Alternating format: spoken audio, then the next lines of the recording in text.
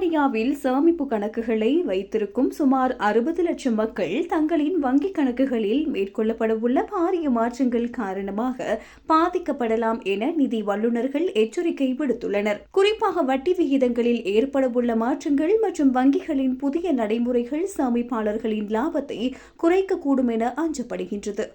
பிரித்தானியாவின் முன்னணி வங்கிகள் பல தங்களின் சேமிப்பு திட்டங்களுக்கான வட்டி விகிதங்களை மறு ஆய்வு செய்ய தொடங்கியுள்ளன. கடந்த காலங்களில் நிலவிய அதிகப்படியான வட்டி விகிதங்கள் இப்போது படிப்படியாக குறைக்கப்பட்டு வருவதால் நீண்ட காலமாக சேமிப்பில் ஈடுபட்டுள்ளவர்கள் எதிர்பார்த்த வருமானத்தை பெறுவதில் சிக்கல் ஏற்பட்டுள்ளது. சமீபத்திய தரவுகளின்படி பல வாடிக்கையாளர்கள் தங்களின் பணத்தை மிக குறைந்த வட்டி தரும் பழைய கணக்குகளிலேயே வைத்துள்ளனர். வங்கிகள் புதிய மற்றும் அதிக வட்டி தரும் திட்டங்களை அறிமுகப்படுத்தினாலும் அவற்றை வாடிக்கையாளர்களுக்கு சரியாக தெளிவுபடுத்துவதில்லை என்ற குற்றச்சாட்டும் எழுந்துள்ளது. இதன் காரணமாகவே சுமார் 6 மில்லியன் மக்கள் நஷ்டத்தை சந்திக்கும் நிலையில் உள்ளனர்.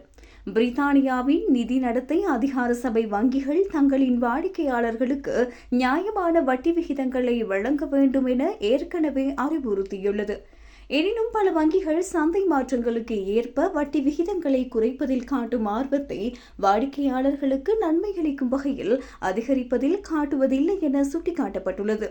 இந்த சூழலில் வாடிக்கையாளர்கள் தங்களின் சேமிப்பு கணக்குகளை உடனடியாக சரிபார்த்து சந்தையில் நிலவும் சிறந்த வட்டி விகிதங்களுடன் ஒப்பிட்டு பார்க்குமாறு நிதி ஆலோசகர்கள் வலியுறுத்தியுள்ளனர்.